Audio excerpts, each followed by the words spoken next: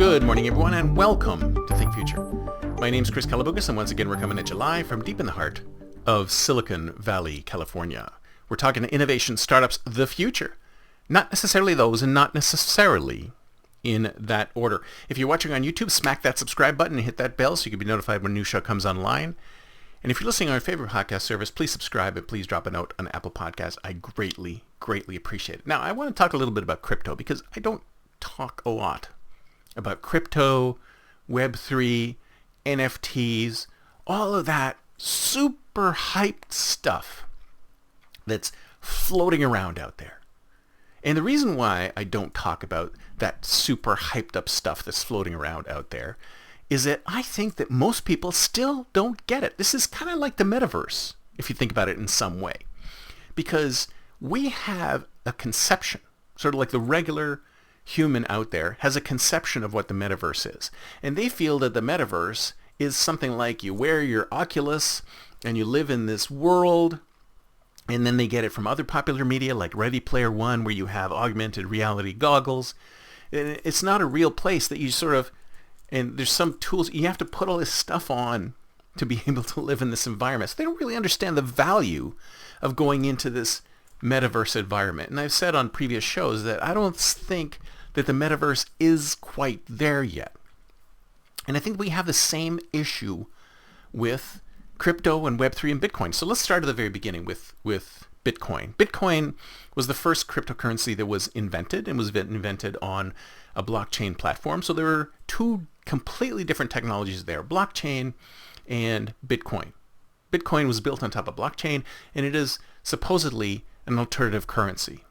Now, if you ask me, a currency needs to be usable. It needs to be used in transactions. And as far as I can tell, not too many people are using it in transactions. They're just investing in it and holding it to see what happens to it. They throw a few bucks in and they look at it as an investment, and it goes up, it goes down, it goes up, it goes down. It seems to be no rhyme or reason. And of course, if you ask me, that's where the market is today.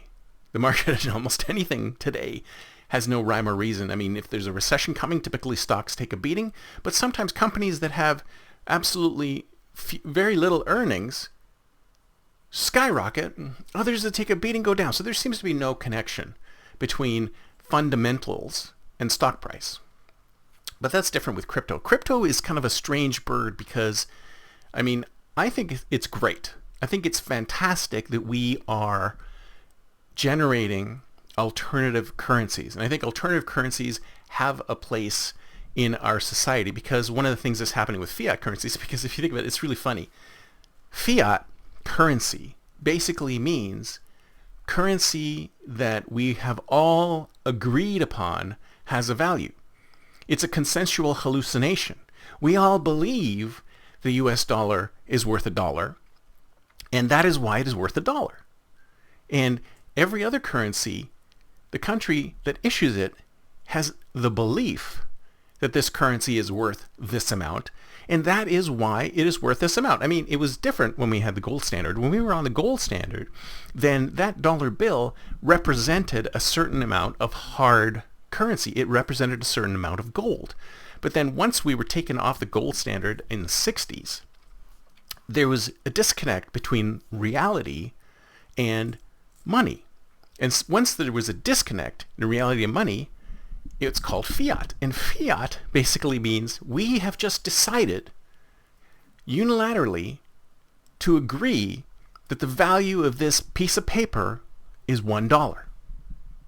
So see what I'm saying? Fiat currency is just as fluffy as Bitcoin. It's just as fluffy as Ethereum. It's just as fluffy as any token that's being issued in the crypto environment. Just like we say that the US dollar, we say the US dollar is strong, but the only reason it's strong is because we believe it is strong. If we lost faith in the US dollar, it would drop like a stone. But we don't. We're living on this weird cloud world where if we just decided something didn't have value anymore, it would devalue. But I digress.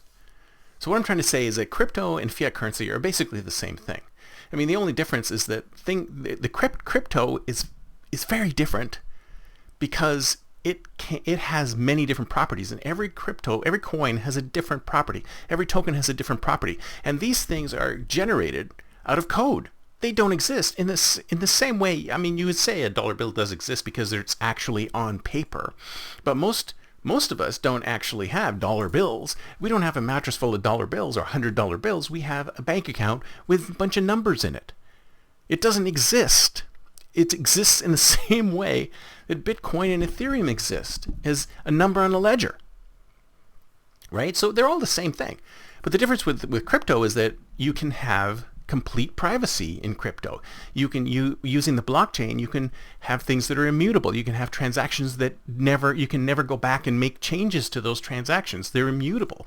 There's lots of good things about crypto. But again, the problem is that it's one of those things that is still problematic to explain to a layperson.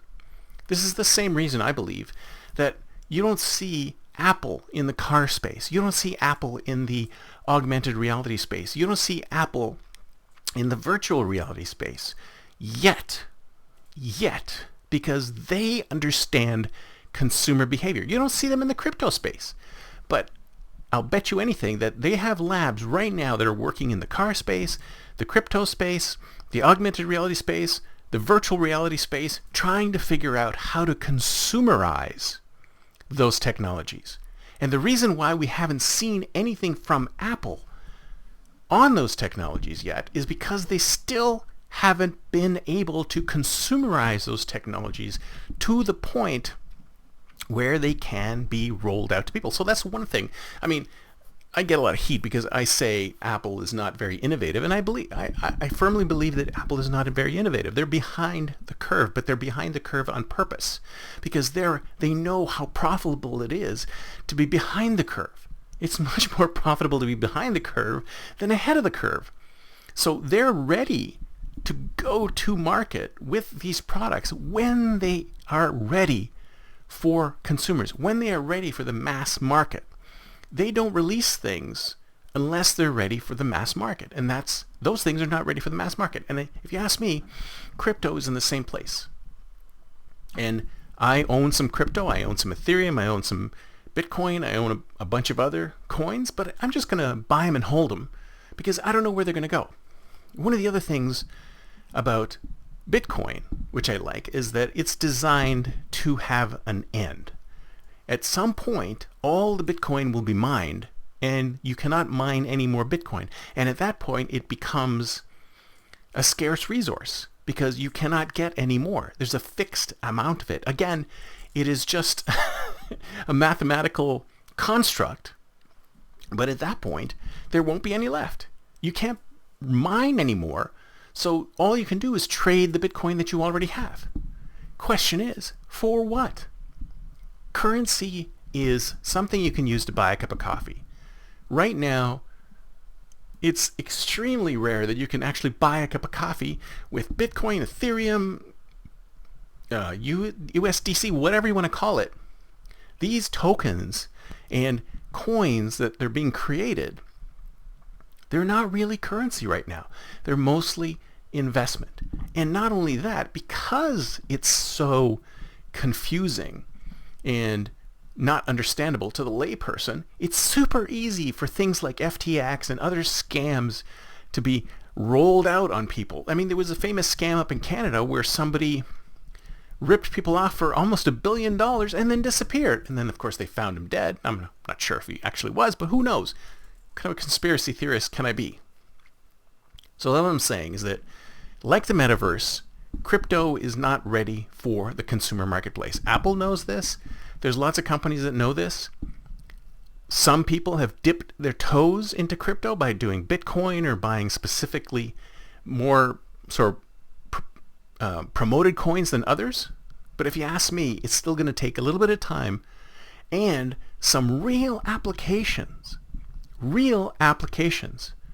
for us to use crypto as a currency. I mean, when I can go into a coffee shop, when I can go into Starbucks or when I can go into Phil's and say, I want to buy my coffee with Bitcoin, a small, tiny percentage of Bitcoin, only then when I can go into almost any place. There's no reason I can't do it now. Why can't I just have? I can have an app on my watch that pays in Bitcoin, but only very few people have that. And the other question is, what's the difference? Why use crypto when you can use dollars, which are just the same? They're fiat currency. It's all a mass hallucination. Currency and value are what we say they are, whether it's crypto or fiat. That's it for me for today. See you next time, and until then, don't forget to think future.